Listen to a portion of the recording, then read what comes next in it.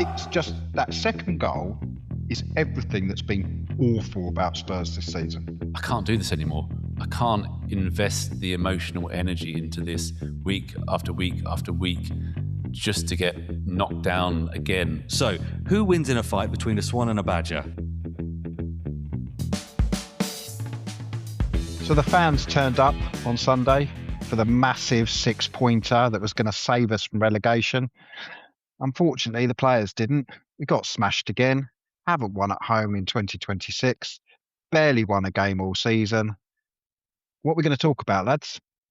Evening, Mark. Evening, Tom. Welcome to the Crowing Cockerel. I missed last week when it was slightly positive, and now I'm back to the usual doom and gloom. Yeah, devastating result, wasn't it, really? Just crushing, especially after the first 44 minutes of that game where you kind of thought, right, okay, come on, we're all over them. Let's get that goal and let's continue the slight uptick that we'd had to finish 3-0. I mean, if anybody had told me after 44 minutes that we'd end up losing that game 3-0, I'd have thought you had been smoking something or something. Like it's just how we lose that game. It's unbelievable. Yeah, it's been really difficult. It seems like everything we try never comes off. You know, different solutions, different approaches. But at the minute, we just cannot clear those weeds off the patio. And I can't even begin to tell you how bad it is in the actual beds. We've got brambles coming through. The dandelions are... by the way, I'm not talking about Tottenham. I cannot engage with this anymore. It's too depressing and I've had enough. So, yeah, I'll be talking about other things interspersed with you guys trying to save us from this absolutely horrific situation. Any tips you guys have for removing weeds would be fantastic. Thinking maybe just going for the pressure washer approach and just going sort of, nuclear on it.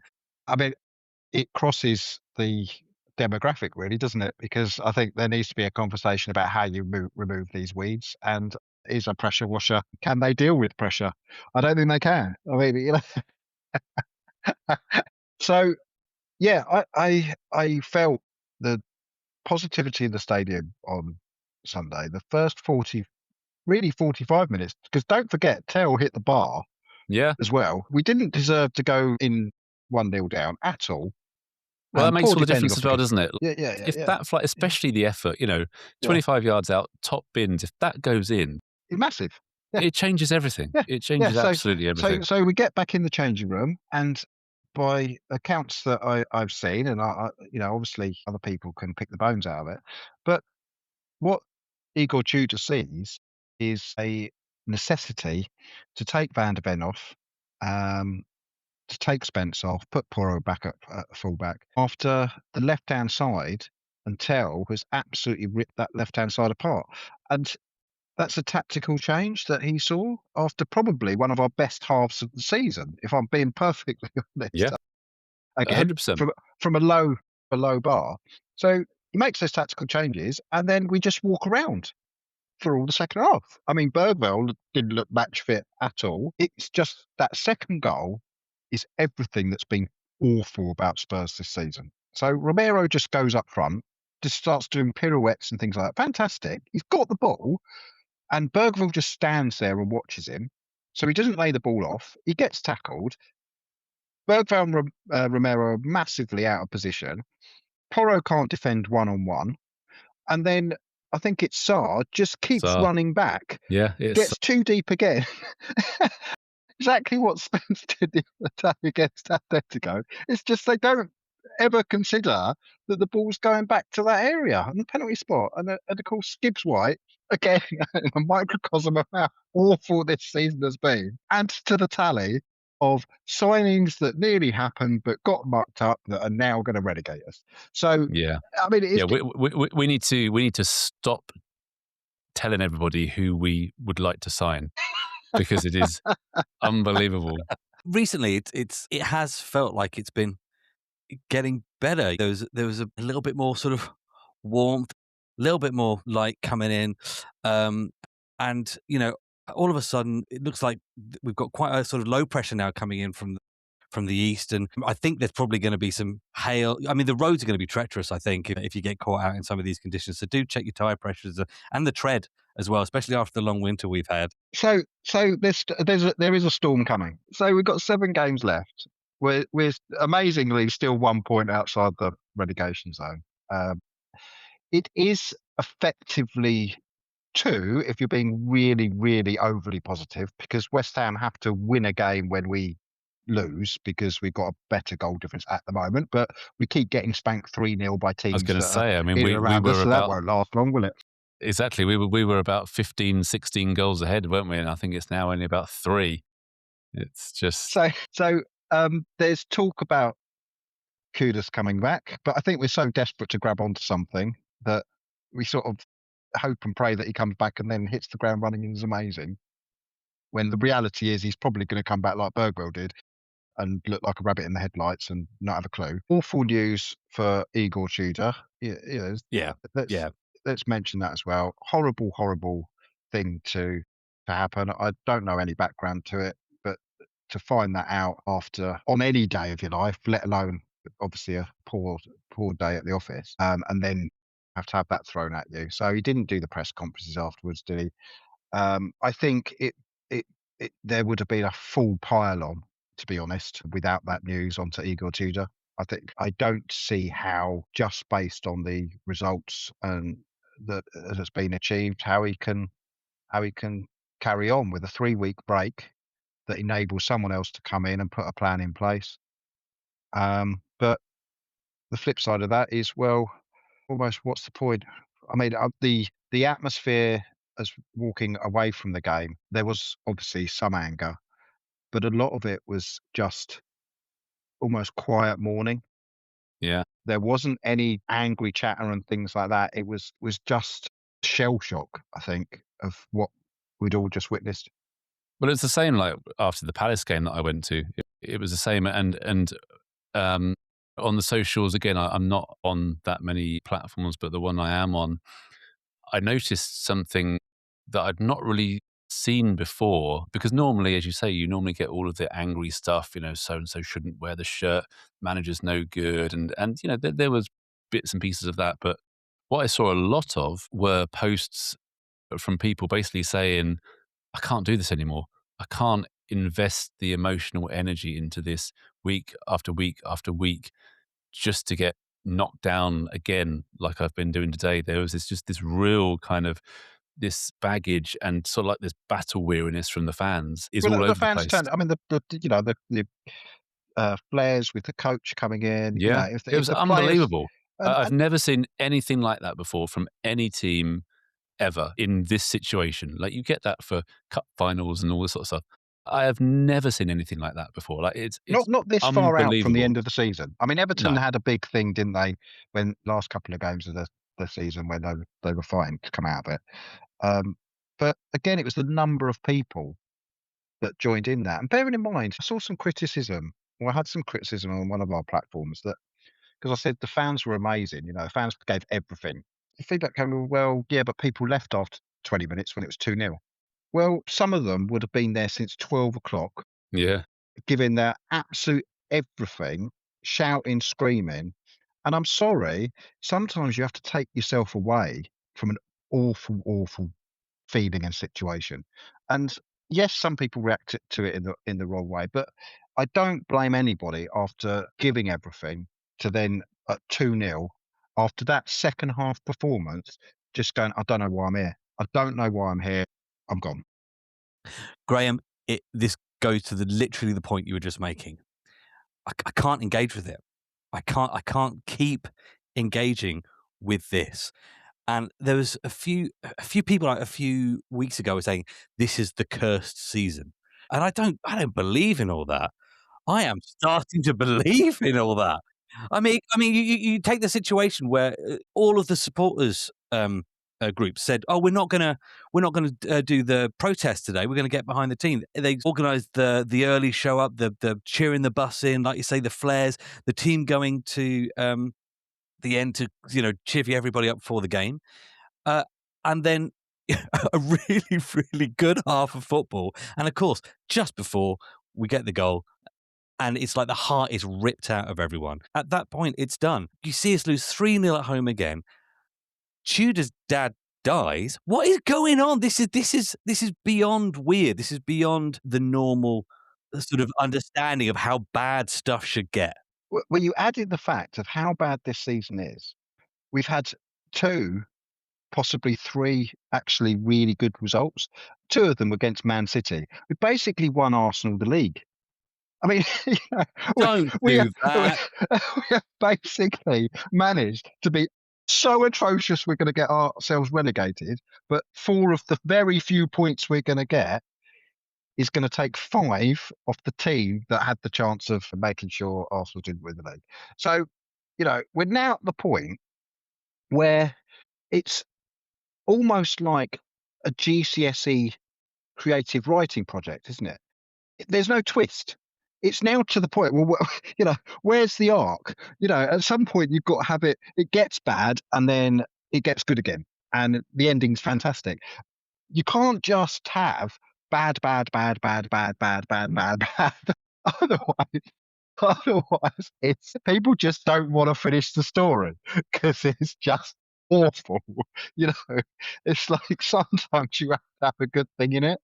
That's why I purposefully wanted to come on here tonight and speak as little about this as possible. So, who wins in a fight between a swan and a badger? Graham, do you have an opinion on this at all?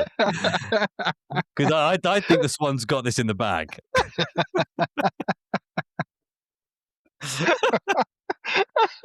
I mean, I don't know how we're getting some sort of Oscar out of this, but that's an impossible segue back here.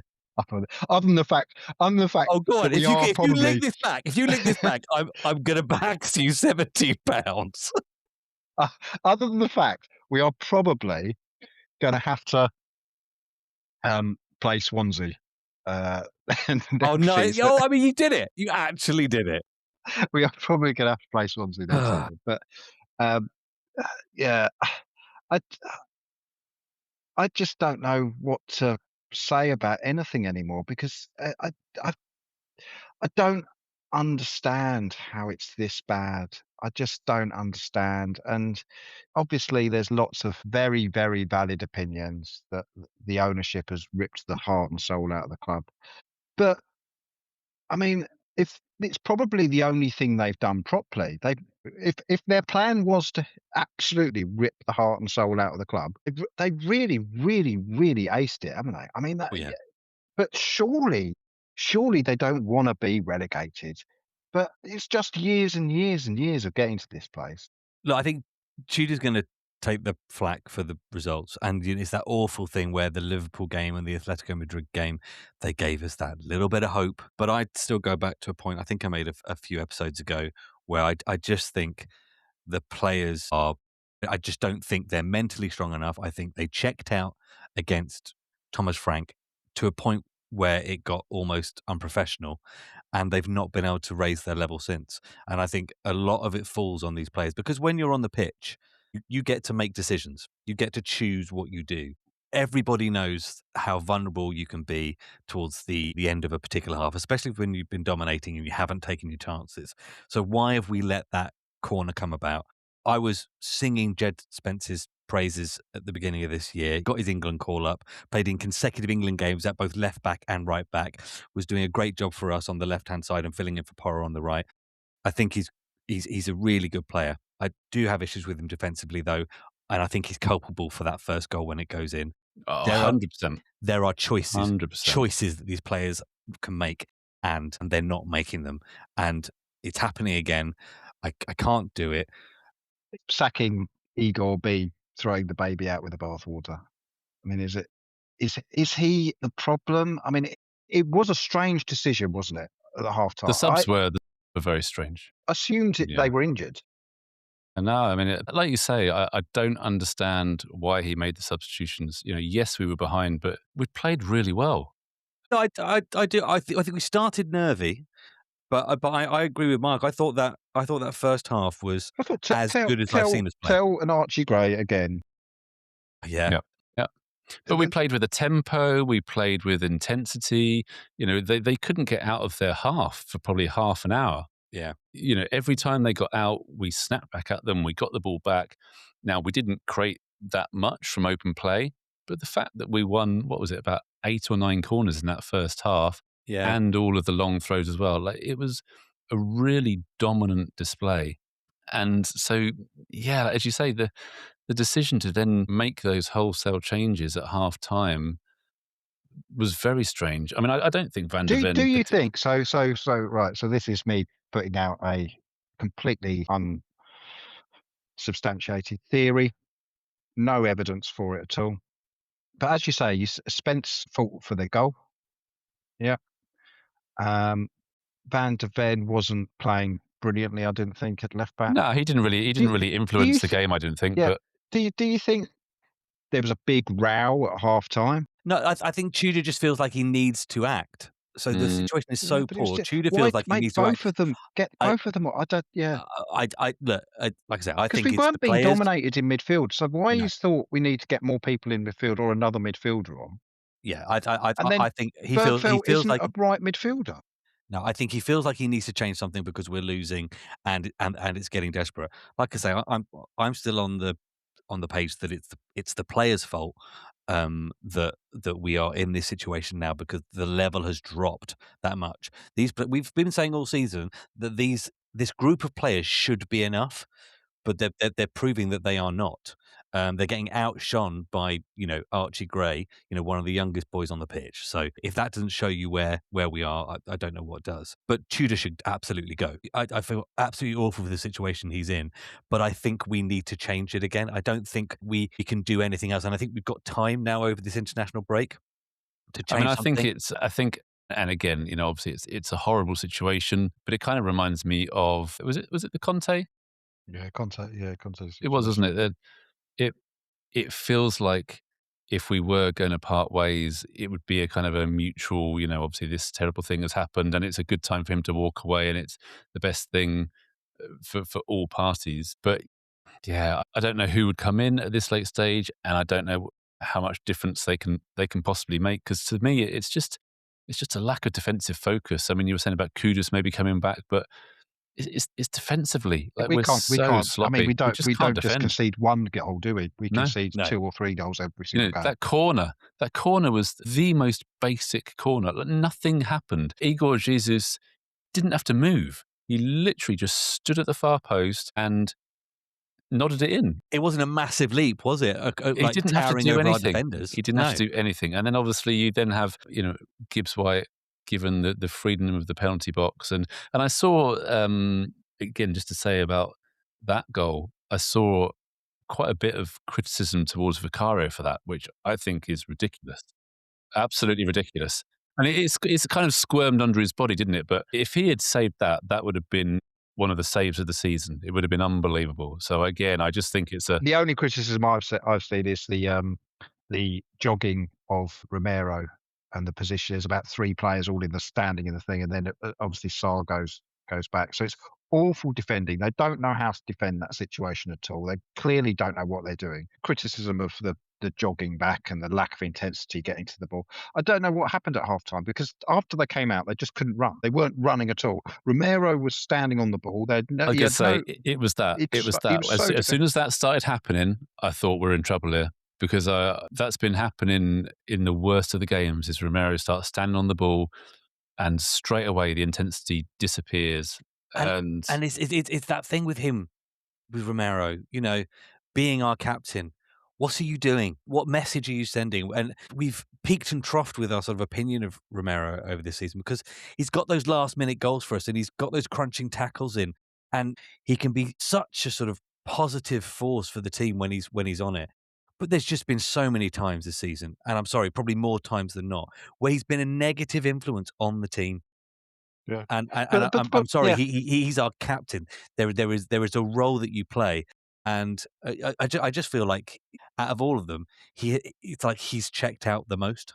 Yeah, I don't know. It's dire, isn't it? And obviously we've got the international break, so we don't have a game now till mid-April, I believe.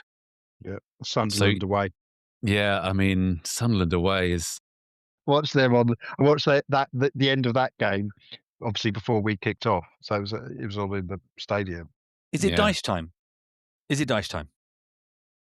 I mean, I think I said before Yeah. we got a result at Anfield that, to be honest, I don't see where else to go. I know Harry Redknapp's, but he's 80 years old, I think there's this almost rose-tinted spectacles about Harry Redknapp. I mean, he's got relegated before. He's gone into clubs and he has not done well at clubs. And this isn't the Tottenham that he came into a few games into a season and he had a Bale and a Modric in the squad. They turned out to be Golden. world class players. Yeah. We don't have anybody in this squad that is anywhere near barely top end of the Premier League class, So I don't see how he's the sort of the golden appointment. Tim Sherwood has been out again saying he'll, keep us up. I'm sorry. You put those in a room with Sean Dyche and you say pick one to get us out of a relegation scrap. And I say Sean Dyche. You say Sean Dyche because he knows the league, he knows the situation, he knows the weaknesses of the other teams because he's been playing against them for the past 10 years. I don't know how long he's been managing. And he would have have actually played against these teams this season. So that's the other thing as well, isn't it? So he's got a bit of experience. He knows how they're playing at the moment because teams won't change the way they're playing now because there's too many games. They're too embedded. You know what you're going to get from Brighton, Sunderland, Everton, Chelsea. Yeah, but sadly, you know what you're going to get from Spurs. Exactly. So there's the change there, isn't it? And how do you make But you need to bring suddenly- someone in who's going to stop us from conceding goals. Because I don't care who you are, you concede 2 or 3 goals every game, you are not winning any game of football. Doesn't matter how good you are going forward. It's just, I don't know. I mean, we don't get any luck either. We hit the woodwork twice. Yeah. I think I lost the will to live almost when there was a corner and I'm at the other end of the ground and all the fans had turned up wearing white. So it's quite difficult to see the other end of the pitch, I'm perfectly honest. But there was a corner and there was a deflection and it rolled just the wrong side of the post at 2-0 down. Yeah. And it's like we're not getting anything like that, are we? We're not getting a rubbish deflection. We're not getting any luck in front of goal at all. Nothing's falling for us. So where are we going to find the points that we need? It's going to come from nowhere. Like there is nothing to kind of logically say we're getting anything from the rest of these games. You can't. I mean, we said that this one was so critical, and it was obviously just a terrible, terrible result. You just have to take the games in isolation and just hope that something happens. Well, luckily, it was just a 6-pointer. It wasn't a be-all and end-all end of the season. Winner stays up. That's the only thing that you can cling on to. I mean, there's still 21 points to play for. But unfortunately, that's what West Ham have got to play for as well. And right now, I honestly, I just cannot see us getting out of this. I just can't. And as I say, it's one West Ham win away, and we are then in the relegation zone, and that's it then. Like, what happens then? It feels like there's some difficult decisions to make. No matter what happens, it's going to need a massive reset, isn't it? An absolutely fundamental reset. Archie Gray can basically stay and say what he wants to happen. Because I think that if we can hold on to him after seeing his performances over the last 3 games, these are incredible performances from somebody that's been pushed from pillar to post over this Tottenham career, been expected to play out of position. He's now been put in the middle of that pitch, and he's been a revelation. And if we could just find a partner in that midfield for him, and people around him that can follow him into battle and not fake rah-rahing, which I think there's a few players that do that, but just quiet determination to do it. He's not going around throwing his arms around and things like that. He's just, I'm going to win this tackle, and then I'm going to try and go and win that tackle, and I'm going to play the ball quickly. I'm going to play it simply, but I'm then going to ping it 40, 50 yards to Tell's feet. Yeah, no, he's been unbelievable. I mean, it's interesting that kind of what you were saying there about the kind of the fake kind of passion and everything. And I heard you obviously last week talking about Porro. He's frustrating me at the moment because to me, I don't believe what I'm seeing from him is genuine in the whole kind of angry and trying to fire up the crowd and all this sort of stuff. Actions have to speak louder than kind of reactions, and it just seems so kind of dramatic and fake, and I don't see it with him as much as I've always kind of liked Porro. Yeah, I've liked Porro, but I just think he's one of the ones that needs to concentrate less on waving his arms around and more on the football that he's playing on the pitch. It's just and you could say that about most of them. To be fair, you could. There's very little to shout about with regards to sort of the individual performances. Now we've got a situation, of course, where Vicario, who's been heavily criticised, is now out for probably at least the Sunderland game, if not the rest of the season, and maybe next season, because it's only a minor problem. So, we're now bringing in potentially Kinski or Austin. Now, Austin hasn't had a game all season, so you've got to assume it's going to be Kinski. It's got to be. I mean, this could be the plot twist that you were asking for, right? This could be the most incredible plot twist you have ever seen as Kinski comes in, the absolute villain, and saves our season. Do you reckon he could Paul Robinson it? Who knows? Who knows? Score from inside his own half. Maybe. I mean, that's the sort of thing we need at the moment, isn't it? We need something to happen. But it's just terrifying. I mean, can you imagine what that Sunderland game is going to be like? The first ball that goes anywhere near him. I mean, he's going to be terrified, isn't he? And then what if he makes another mistake? Like, what happens? It doesn't bear thinking about if he makes a mistake in that game. I just don't know. I just don't know where we go. It's just like, what do you do? And the other thing is, Sunderland are very good at what they do. They're a very powerful team. Yeah, they play with high intensity, and they will put pressure on. Yeah, and it's not like they've obviously won their derby. They're in a situation where that's probably absolutely confirmed. If they ever thought they were in trouble, where they're definitely not now. There's no way they could lose all their rest of the games. They don't get anywhere near it. So it's a shame we're not playing them straight away after that. Well, that's what I was going to say.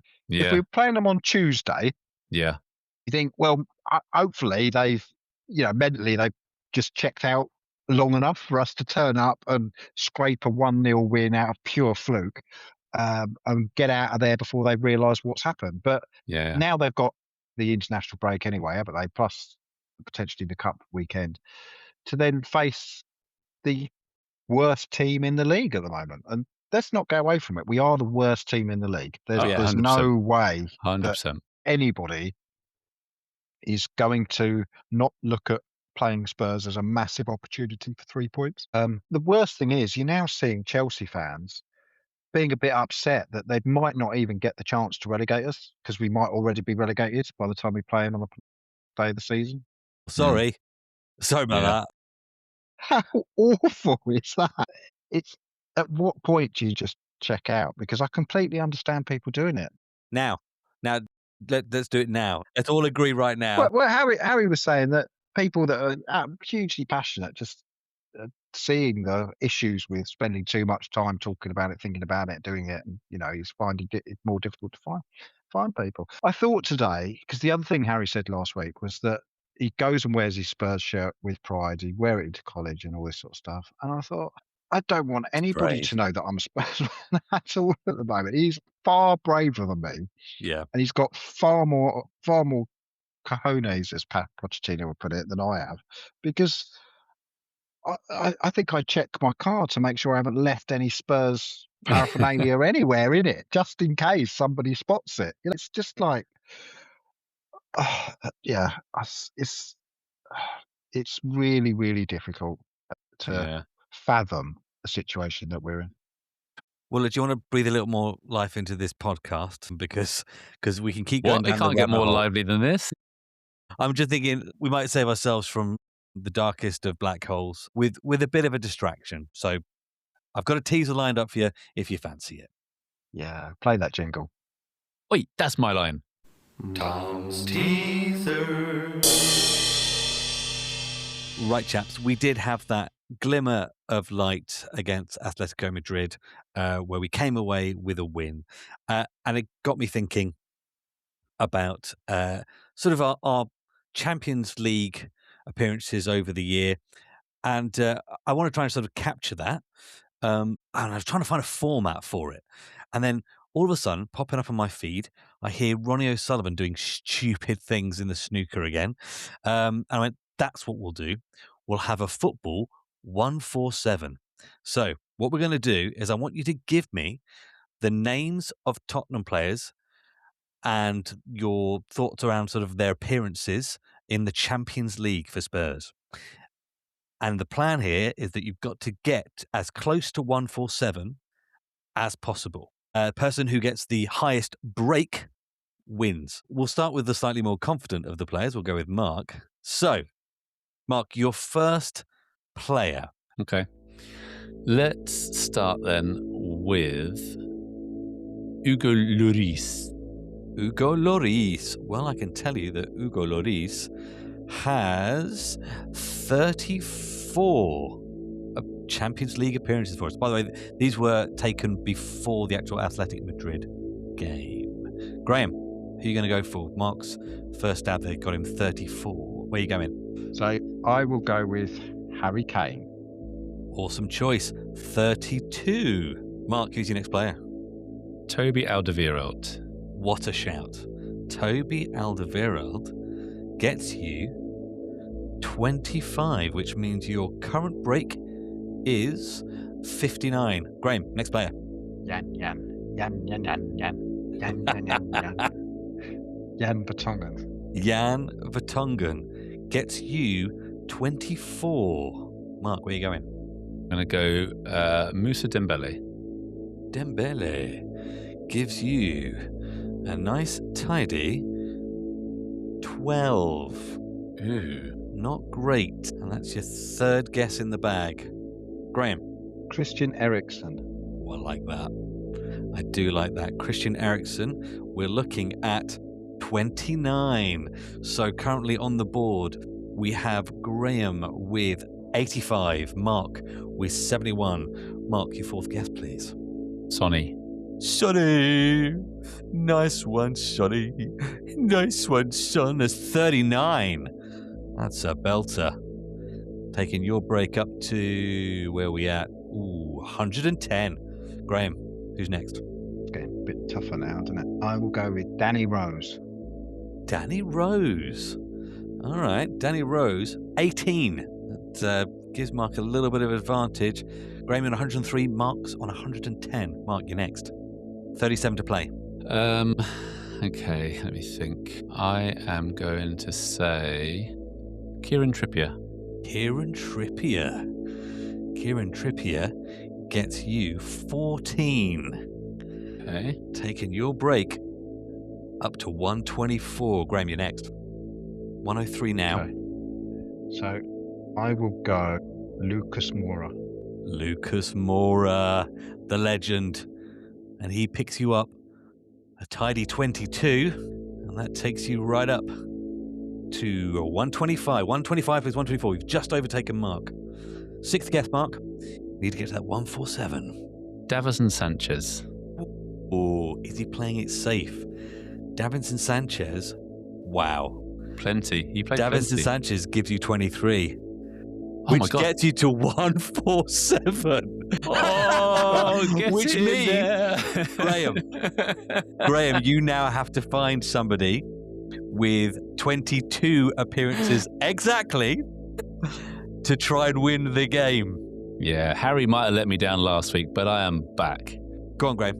Aaron Lennon. Aaron Lennon. Aaron Lennon, he's only got 9. Ah, that's a shame. Well, Graham, you end on a very respectable break of 134, but with 6 guesses, he's absolutely nailed it. Mark, well done. You've pulled off a 147. Yes, get in there.